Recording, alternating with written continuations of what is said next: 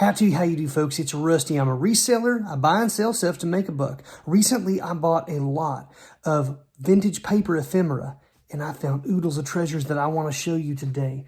A few of those things would be gold bonds from the 1800s. We've got wartime saving bonds from World War I. We've got a dispute between two landowners, someone named Trump, if you can believe it, and so much more. Banknotes, folks, you won't believe the types of things that I find in this lot, and I'm finding it in real time with you. Why don't you jump in and check out what this lot will reveal. Let's go find some treasures. Folks, I've got a variety of documents and things that came in one lot. I paid $15 for all of this. It was in a bag that said vintage paper ephemera. And folks, I always jump at that at prices like this because you never know what is going to be inside of here. Right here we have a stack of some postcards, which I'll go through in a moment. We've got some ledgers in here. We've got some various documents. I can see just right, I pulled this off and I see right here it says U.S. Government War Savings. I'm assuming that's a savings bond of some kind. But we're going to get into this today, look at some of this, and find out if my $15 was worth it. Since this was just sitting on top when I pulled it out, folks, we're going to start right here. United States Government War Savings. It's a property of, who is that, GR or GEO Harris? Something like this. In Ballantine, Maryland. Okay. Instructions. This is cool. It's just not great condition on the outside, but let's just take a look here and see what this is. U.S. War Savings Certificate. It entitles as a subject to terms and conditions herein, yada, yada. So what do we got here? If I open it up, all right. How cool. So, okay, George Harris of maybe it says Baltimore, Maryland. That makes more sense. It's got the number there. This is the series in 1918. So what I'm holding here is a document that you would stick almost like a stamp. These are wartime saving bonds. If you have ever seen much ephemera or things like, they had old pinbacks, they had old postcards, they had old matchbooks, all kinds of advertising at the time was saying buy war savings bonds, and this is during World War I and also World War II. 1918, of course, we're talking about World War I here, and this says it's a U.S. War Savings Certificate stamp for $5. It's the series of 1918, but this was put here in January of 1923. So we're still 6 years before the stock market crash, but that's really cool here that we have this old certificate, and I just think that this is so nice. This type of thing, I haven't looked it up, but it's possible, folks, that this by itself could sell for $15. I don't know. It could sell for more than that, but this is exactly why I love to jump at lots like this. Now, will I sell everything in here individually? Probably not. I may do some lots as well, but it's nice to kind of see what types of things, and it's just exciting to find. Okay, we got an interesting set, it looks like, of letters, envelopes. Look at all these different stamps. We got the red and the purple. Man, I don't think I've seen the purple very much. I might have to look those up. Definitely seen the blue and the reds. Okay, special delivery, Francis Marchant, possibly something like that. It's also going to Maryland here. Some branch. I'm trying to see if it says the date. November 25th, but I don't see the year. That's a really cool cancellation right there. Look at that. Almost looks like a football. So if we open this up, it does have a letter inside. The letter says Tank Corps. All right, so this is a military stationery of some kind. And there's a full letter here. It says, we'll just start it off here. Saturday, November 10th, 1918, at Camp Colt at Gettysburg. All right, wow.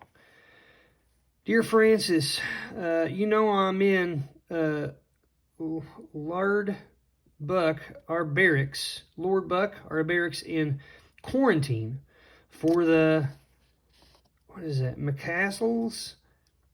Hope you through the Hope you're going through the rounds. Yada yada. So this is some sort of letter to either a loved one or a friend. It's coming from, well, that's cool. I'll go through and read that letter. Oh, here we are. It does say 1918 on there. At Penn Square Station in Philadelphia is where that was canceled at. That's good to know, because sometimes people, I mean, this by itself is a cool letter, but sometimes these cancellations or places where they were canceled also have collectors. So we're going to stick that there. We'll just look at a couple others. Tankor again, we got now the green in the red. So green, red, and purple there. Miss Francis, so it's going to the same person. I guess these were in a collection of the person who received them, obviously. Person, let's just see, is it the same? Looks like it's the same type. I'm going to go through every one of these, folks, because sometimes there's little keepsakes or things that were left in these letters. And you never know. You never know what you're going to find. Francis Marchand, again, of Roland Park, Maryland. And this one in 1918 as well. You see this American YMCA here? So we got a different type of a letter here. Let's just pull this and see. It's very fragile. I want to be very careful with it. Now we're on American YMCA stationery. The Expeditionary Force. This is December 3rd of 1918. I've been anxious to write you for some time, but have not had the opportunity before. We are billeted in the small French town, northern France, but some distance from where the lines were before the armistice. Oh man, so the armistice has already happened. Our quarters are not what you might call home-like, but we have been making the best of it, and I expect to get warm again when we get back to the States. We have no beds, and the floor is a little hard on the joints in places. I'm not exactly heavy, and certain positions of my anatomy get pretty well bruised up. My goodness, we're rolling around in the night. So we got this long old letter here at the end. I would sell my soul for real food again. Oh man. When we're not working, I've spent most of our time thinking of menus that we would like. It helps to relieve the monotony, but does not do us any harm. Eat a couple of good meals and think about me, please. Oh, poor guy. Sergeant Andrew Robinson, looks like. My goodness, I'll tell you what, folks, as I'm reading this right now, it's in 2022, and it's 3 weeks into I'm going to call it the war in Ukraine. Russia has attacked Ukraine. And here's the crazy thing, folks. Who knows how long this video will be up and who will ever watch it. But I have no idea what the outcome of this war in Ukraine is going to be. I hope for the best, but I don't know. Just like these folks had no idea that over 100 years later, after 1918, we're now 2022, that old Rusty would be holding this letter and reading it on the internet, which did not exist at the time, for people across the globe to look at. We're going to work real hard to keep it on, folks. Anyhow, these are really cool. I'm going to go through these. I'm not going to waste your time in going through all of them, but we got a variety here. These are all from the same person. I'm curious if they're all coming from the same individual. American Red Cross, American Red Cross. Somebody was in France during, oh my, look at this, World War I, and sent all these letters and postcards, as you can see. Really cool. These alone, folks, were worth my $15. Anytime you can find old postcards or things that are related to wars, there is a collector base for that. Also, when you have collections of letters or postcards from one person to the same person, those also carry higher value because it's just more unique. Their handwritten letters particularly are awesome because there's only one of them. They are one of a kind. It's unlike photographs, even old picture postcards. In some cases, it's the only one that's left if it's old enough. But even those oftentimes were sent off, and maybe half a dozen, 20 or so were made. And there may be ones existing, but a handwritten letter, folks, there's none like it. So things like handwritten letters, things like little notepads or little booklets where people have signatures in them. That was a big thing at the time, getting people's autographs. People who were famous or that sort of thing. If you can come across that, those things are very valuable because they're rare.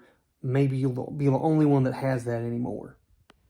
Next up in this group, folks, we're going to look at some of these postcards just to see what we have. I've not sorted through them. I've not gone in order, so let's just look. The first thing I notice is, let me just tell you what old Rusty sees when he's looking at this. Well, we got some holes here that could affect the value of this because it's damaged slightly. It's been punched. But you can see that this is from St. Charles, Missouri, all right, May 12th, 1910.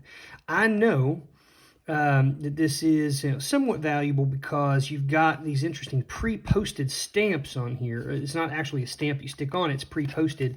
And if you look at the back, you can see that this particular postcard was created prior to 1907 because it is not divided in the back. And postcards 1907, 1908, and later will be divided in the back, where you would have one area where you would write a note, the other where you would address it. This, on the other hand, has just an area for you to put where it's going to on one side, like this. This is going to the Maryland Asylum and Training School for the Feeble-Minded in Owen Springs, Maryland. So if we turn it over, what we're going to look at here, okay, May something, May 1910. Dear sirs, may I ask you to kindly fill out in the reply card and return same at your earliest convenience. I'm trying to gather current statistics as to asylums for feeble-minded and epileptics, being superintendent of the Emmaus Asylum for Epileptics and Feeble-Minded of St. Charles, Missouri. I am preparing a paper on the work done among these two unfortunate classes of mankind to be read to my board in its regular session. So, okay, so interesting. What this is it's from one institution to another, someone who's a superintendent of an institution for what at the time they called the feeble-minded and epileptics, it said. So obviously this is not politically correct terminology in today's day and age. However, that was the name of these asylums where they had individuals who needed particular attention and care. And so that's really interesting. I'm curious if these are all going to be different or if these are all similar in that same vein. So, okay, Frank Keaton, who do we have here? I guess it does not see Reverend someone else. Okay, so it's not the same person. This is Office Department 1907, so it's earlier. Going to the same place, though. And we have, this is like a receipt, Baltimore, Maryland. Not exactly sure what that's a receipt for, but maybe it's just a receipt for having turned in something to be mailed, perhaps. Dr. Frank Keating. Okay, so I'm wondering if this is the person who was receiving that first postcard that I read you. So we got several of these receipt-type cards, all addressed to the same person, the same place. Look at this one. It's 1898. 1907. This one's 1898. To Mrs. Harris. Oops. Mrs. Harris. Got that another really cool looking cancellation there. Baltimore, Maryland, 1898. Man, these are old. Shoot, these are old. Okay, moving through. Let's see if we can find. Here's another one of these. The Asylum for Research Feeble-Minded in Maryland. Again, it's a biennial report, 1901. Okay. Got an interesting Universal. So the Chile. So this is School for the Feeble-Minded. Going to Santiago. So it looks like this particular individual was sending stuff off to asylums, not just in the United States, but in other parts of the world. You can see some old stamps from Chile there. And, you know, some of these can be quite valuable. 1909. People who are into philately, collect stamps, or who are into interesting cancellations. Here's a cancellation that shows that it was canceled in Santiago, Chile. That is interesting. This is the Maryland Asylum again. Look at all these different postcards coming from Chile. Okay, so now, here's a bunch of these unused. Well, I say they're unused. They're not canceled, at least on the front, but I'm seeing that somebody has typed up on a typewriter, 1939. So we're all over the map here, 1898 to 1939. Teachers, officers, it's rumored there will be changes this year. Come to Superintendent Beckwith's home and vote at the election of officers for the Sunday school board. Okay. These, I guess, were like written up, but were never sent, right? These are like extras. Okay. I wonder how the vote went. Believe it or not, folks, asylums or old hospital systems, or really any sort of letter or postcard that are related to things that are not politically correct, things that are macabre or dark, things that are bizarre, strange, eccentric, odd, oddities sell really well. There's a lot of value in that stuff. Now, old Rusty, this is my job. I buy and sell things and I try to make a buck or two. But please hear me. The history and the incredible nature of the documentation that I'm reading through just in this video is not, I'm not ignoring it. It's incredibly awesome and interesting, the history of it. And what I like is when I can get this stuff into the hands of people who collect it to preserve this type of stuff. I obviously would like to link some money on it so that that's why I bought it in the first place. But I want to get this to places, and in fact, old Rusty has donated stuff to some people who collected for museums in the past as well. Sometimes people reach out to me and say, hey, like, I'm doing this thing, or I represent this institution. We're really interested in this, and sometimes I donate that stuff. But anyhow, it's cool. And so aside from just how interesting it is to look through it and just think about people's lives at that time, be looking for this kind of stuff because there are collectors out there and they can bring some good values. I'm not going to go through this entire stack, folks, but I see right here something a little different. Someone has kept a few of these stamps, loose stamps. This one right here is of Roosevelt there. Here we go, Hampshire. We've got Adams for Peace, 3-cent stamps. We'd have to look those up. Somebody would collect those. And I think that this keeps going on here, folks. We still got, all of these are from Maryland. It looks like they're all either from or correspondences with the same individual who was setting out to collect data, information. This Germantown station in Philadelphia, information on statistics about perhaps like the censuses of individuals at these institutions, maybe their outcomes. I'm not exactly sure. Baltimore Court, what do we have here? Dismissed landlord, People's Court of Baltimore. Okay. Man, there's all kinds of stuff. Old Rusty's going to have to go through this, but look at this. The Court of Common Pleas. Exceptions of this and that. New Haven, Connecticut. There are so many different ones in here, folks. Look at this. This one, Interior Westminster Church postcard. We got this. Look at this Art Nouveau look here. That's really a cool look. 1905 for the training of feeble-minded in order to receive for which thanks will give same our full and prompt attention. All right. Some more of these that have really cool cancellations. I cannot wait to really dive into this, but there's some awesome looking stamps in here, as you can see. Really cool stuff. Just really, really super old. What I suspect that I'll do is go through this and I will find every piece that matches with the lot, right? And then any ones that I find that don't seem to match, I'll pull out and either sold those in other lots or individually, but I'd like to keep this collection together because doggone it, it's been over 100 years that people have kept these together, and I'd really like to go into the hands of someone who cares. Okay.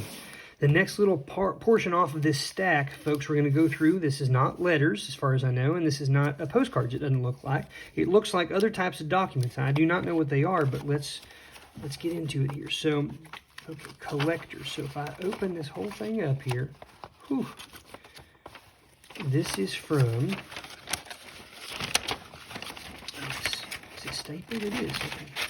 I don't want, it's not stapled. Look at that old brass pin that went through that and kept that together. Okay, more Rusty, can you handle it here? All right. This deed, okay, well, it's a deed, folks, made this 15th day of June, 1901 to me, Miller Creighton trustee, now residing in the city of Baltimore, so more Baltimore stuff. Granted, the north one half of all that tract or parcel of land. This is a deed to some land, which is very interesting. Okay, so if I If I pull this up here, we're going to look, and this is Internal Revenue Service of District of Florida, 1901. I hereby certify that on this day, this has been executed. Okay, so we got this signature by the collector. We got this seal. We've got another purple seal back here. And this interesting stamp right here, as you can see. It says $50. So we got a $50 stamp. Holy cow. I don't know if you're aware, but old collectible stamps of high denominations in dollars can sell for quite a bit of money. As a matter of fact, at times, I want to see if I can look at the back of this and see what this says. It was filed in the office of the clerk of the district court, 1901. So I'm wondering, I'm assuming that since it says Florida, so it says that this man lives in Baltimore, but it looks like he's purchased a tract of land in Florida. And I don't know how this works. I'm assuming that this is like null and void, right? Like this has been sold off to someone else. It's owned by someone else at this point, but I'd be really interested to find out. Let's see. Okay. Granted, obtained, and sold due by grant, bargain, or sell. Okay, so north half of a certain tract of land, Florida, known as the John S. Lowe Grant, which includes section 46 and 47, township, blah, blah, blah. Range 43, aggregating the whole grant, 10,000 acres of land. This man, let's see, being half part said grant, lying north of the line and running westerly parallel to the north line of the said grant, containing 5,000 acres of land. So it looks like he's purchasing 5,000 acres of a 10,006 acre lot, and he paid $50 for it in 1901 in Florida. Holy moly, folks. Next up, we have the Humor House and Vandal Wholesale Grocers, of course, from 1857. What? So this is a receipt of something purchased. It looks like yellow sugar. Is that what it says? Yellow sugar. Okay, and it costs $56.36. Woo! Sugar. Wow, that's old. I mean, look at this. Look at that piece of paper. That's cool. And then here we got the same thing. A different type of sugar for $31. Okay, that's awesome. We're buying 5,000 acres in Florida. We're buying sugar. What are we doing? All right, $500. So this looks to be another bond or savings something. What is this here?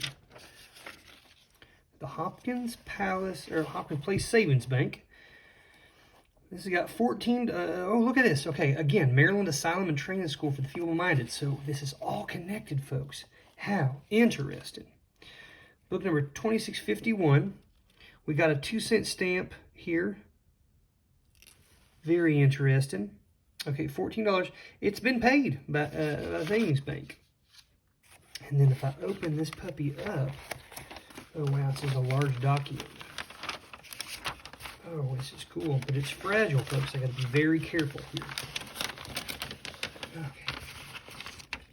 The Avalon Beach Company in Baltimore City, and you can see on the side here, you've got these coupons, and then it says first mortgage 6%, gold bond, state of Maryland.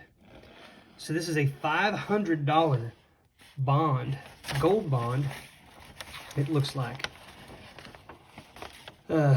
from the Avalon Beach Company. Man, $500 in 1901, folks. That's a stinking lot of money. Let me just tell you. I don't know how much it is with inflation and all that and the changes, but that's a lot. And what is this dated at? Well, it's dated, it says 1897. So, that's awesome. Next up, we have this envelope here that is really cool. So it says the Adams Express Company, counted and sealed by Almany, something like that, John Almamy in 1873. Okay, and on the back of this thing, we've got old brown wax that has been, had a stamp stamped into it, a seal. And then inside, I don't know what this is, but we're gonna pull these out here. So it looks like a bunch of, even more, maybe if I can get my hand down in there. I don't want to rip this doggone bag. Something's stuck in there, but we'll mess with that later, okay? So what do we have here? We got some little handwritten notes. This is a letter. Doggone it. All right. June of 1873. We, according to the summons served upon us, date above named, Almany and brother and something, does that say Trump? No way. Something. And in our judgment, consider it good and sufficient except 40 and, no, I can't read all that. Some of these old scribblings are hard. They actually had really good handwriting. Okay, it's not their fault. It's just difficult for me to read it because I'm not used to reading that. Well, got another one here. Boy, this is so old and fragile, doggone. Oh my, these are so stinking cool, folks. You may be bored, but this is just so cool. I love how he puts a little scribble around and wrote seal. Seal this day of 1873. State of Maryland, Baltimore County, hereby command the summons Henry Wright, Solomon Defender, and John Miller to appear at the house of Eliza Almany in the 16th day of June 1873 at 1 o'clock p.m. to value and appraise a divide and fence between the lands of this individual and Charles Almany of the one part and something Trump. It does say Trump. V. Trump. The appraisers will examine the said fence, whether falsifiable for a line fence, if not value and appraise the exist. Okay, so really interesting here. This has something to do. They were summoned. I won't read all these, but they were summoned in to determine something about a fence between two people. And these jokers are just trying to get that sorted out here. Okay, here we go. Clerk, sheriff office is the cost of all this. Legal work. $80 and $95. Man, look at this. Circuit Court for Baltimore County. My goodness. Cool old documents. All right, folks, I was about to move on, but I got out my little tool here to get the last little piece of paper out of here, and this is what it says. Dear Mr. Trump, the fence that is acting as line fence between your farm and ours, we wish you to remove your part of the same on the line on or before the expiration of 60 days to this date. That said fence is to be a substantial, worm or post fence capable of turning all ordinary farm stock. At the expiration of that time, it will be built at your expense. Okay, so someone's got some fighting words there for old Trump and his old fence, doggone him. Folks, we have war savings bonds, we have gold bonds, we have purchases of 5,000 acres in Florida, we have an argument between two people about a fence, and we got documentation of people researching the feeble-minded. Okay, all of that so far in this lot for $15. Next up, we got this, J.S. McCartney Tobacconists. Okay, so this is a receipt for some purchase at a tobacconist. It's a lot of Magic Scepter lot tobacco. Magic Scepter. Ooh, I wonder what that tastes like. Okay, so that's interesting. And then finally here, what is it? Oh, we got a couple things left. I'll open that in a second. What do we have here? Very delicate paper. Bank of Maryland, Baltimore. Another banknote of X amount of dollars. Does it say? Okay, so it looks to be a blank banknote. It's all set up 1800 for whatever, but there's nothing's written on it. Okay, so it is a flat out blank banknote. I don't think I've ever seen one blank before. I wonder how they got a hold of that. That's interesting. And then we have what is this? Okay, just a letter, or an envelope rather, 1928. Relay Improvement Association. No idea. Okay, real cool. And now I'm going to move on to the stack of books. All right, you can see this stack here that I got. Several pieces. We're going to try to go through it quickly. Open this up and we're going to look and see what it says. 87. So we're back to 1887 here, and it looks birds sing, dogs bark. Something runs. Okay. Serve 2 gallons of clover seed on me. I don't know what is going on with that. Okay, here we go. Classes taken. Administration. Washington's administration was from 1789 to 1797. At the beginning of the finance. Okay, so it looks to me, folks, just glancing at a few of these things, that this was a child's, and I say child, this is an older child, someone in either like maybe a middle school to high school, measured latitude, longitude, a distance. Okay, this is a variety of writings from a child's, this is his grade book, or not his grade book, but like a ledger that has all of his work from school in it. And you can see here how they've dissected these sentences. They're working on sentence structure in this old method. How cool. So this whole thing is filled up. I'm sure there's a lot I could learn here. This is one of those things, it's like, are you smarter than a 6th grader or a 3rd grader or whatever it is? I don't know. I probably am not smarter than they were back then at their ages, because they got a lot of big stuff in here. Very cool. Okay, so I'm not seeing any extra stuff, but I am going to come back through and look through every single page. Because again, folks, people, especially when they're storing stuff, they would put things in these pages and then it becomes hard to get. But after 100 years, there could be any number of valuable things left in these. We now got an old photograph here, an old black and white photo that has been glued, fixed down on this kind of cardboardy type board here. It says, house on the old Vaughan homestead, built soon after the Civil War. Still standing 4.5 miles northeast of something. What do we got on the back here? Oh, more information. That's great. Okay, 1871 was when it was built. This picture was made in about 1900. So someone has given some really great details on this, and that will help me sell it, because now we know where it is. And this house, this is what a house looked like that was built right around the Civil War. Very simple. We got a horse, and we got some people posing out in front of the house. How cool is that? Another record. It says record on it. This looks similar to the one we saw a moment ago. Florence. Someone named Florence. And it looks like some arithmetic here, some mathematics. Scholars present. Vaughan, let's see the name again. 1904 Sunday School. This is a ledger of some, oh, look at this. Albert Davidson.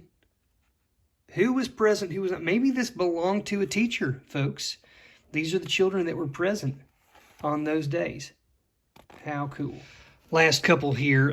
This one says compositions on it. So again, this is either belonging to an instructor of some kind or a child who was doing some work. Class number 1, teacher A. So I'm guessing Miss Florence Harper. So this belonged to a woman named Florence. Miss Florence, we'll call her. Miss Flo. And Flo was, she was just teaching these little rugrats. What was she teaching? Chapel is what she was teaching. Sunday school met on July 19th, 1908. School was opened by singing, prayer, and reading of the lesson. So This was the one where Samuel warned Saul and the people. We got all this stuff. This is kind of like this is an early form of like a lesson plan, I believe, or just writing out what happened so they could go back and remember. How cool! And I wonder how much of this. I mean, it's the entire thing's full, folks. It's full. I'll go through it, and really just kind of take a look. I always like flipping through these, because well, okay, here we go. This is exactly why I flip through. What do we have here? Oh, a merchant's license. Okay, so this is, so somebody just stuck this in here, folks. This is what I'm talking about. You've got to look in old books, old things like this. Merchant's license. So this is not Flo. GM Garlic. I don't know, 7th day of March, 1913. 13 years later, wares and merchandise, okay, in Dade County, Missouri. So, someone was teaching, Flo was teaching, and meanwhile, Mr. GM, whatever his last name is, was getting a merchant's license in Dade County in Missouri in 1913. And you never would have known that this was in here, okay? And boy, I am really going to have to flip through these things, because if little gems like this are hiding out, again, this by itself could sell for $15. And I mean, I got all this stuff here that we've gone over. This is incredible. I absolutely love. It's like, what am I going to find next? You know what I mean? This is not really a treasure hunt, but it kind of is a treasure hunt. I'm looking through old people's things here, and again, another ledger. Looks like the same type of a thing. I don't know if this belonged to Flo or who. But, I mean, she was teaching kids, and she was keeping records. And here's the last one, folks, and I don't know what this is. We got scribbles. Oh, man, all kinds of writing on this sucker here. Employed in a wine and upstate of widow Barfinters. I have no idea, folks. I'm doing my best. I apologize. But again, it looks like another ledger. Man, look at that script. Boy, they really knew how to write in cursive back then, did they not? Flipping through this, very cool. Another, what is that? Who knows? Oh my goodness. I really don't know what I'm going to find. Ooh, look at that. Oh my, look at this. The May session of the El Dorado Springs, Missouri. Okay, so now we're in El Dorado Springs. That may be in Dade County. Closed at 5 p.m. Sunday. The session was harmonious throughout. The congregations in attendance at the house of Jubilee service were large for this locality, and hope and believe that good will result. Okay, so Free Will Baptist and the Morning Star, and notify Mr. So-and-so. The reason excluding. Okay, so what an interesting letter here. Beautiful handwriting, no doggone. This is the clerk of Missouri, some sort of desk clerk, the gospel in the Lord may bless. Well, what a cool looking letter there. Folks, 1, 2, 3, 4, 5 ledger type books, okay, from an instructor. We got a photograph here. We had a surprise merchant's license. We got all these postcards from Maryland, what was that? Feeble-minded and the something else. That's what they called it. We've got all these letters from someone in World War I writing back to a loved one in France, having to sleep on a floor with no beds. And the food, we got a U.S. government war savings bond. We've got a bunch of guys complaining about, fighting legally about a fence. We've got another, a gold, we got receipts, of course, but we got a gold bond thing. We got a $500 savings bond. We've got blank bank notes. All of this, guys, for $15. When you find something that says paper ephemera, and you can get a lot of it, take old Rusty's advice, jump on it. That was a lot, folks. Thank you for joining me on this adventure. I think it was well worth the $15, don't you? Anytime you can find old vintage documents, postcards, things with autographs on them, banknotes, photographs, things that are a nod to people of our past, it can be really entertaining and cool. It can also put a buck or two in your pocket if you find the right stuff. Good luck hunting out there, folks. We'll see you soon. Beat-o, boop, boop, Let's go make some money. Rusty, Rusty, Rusty hair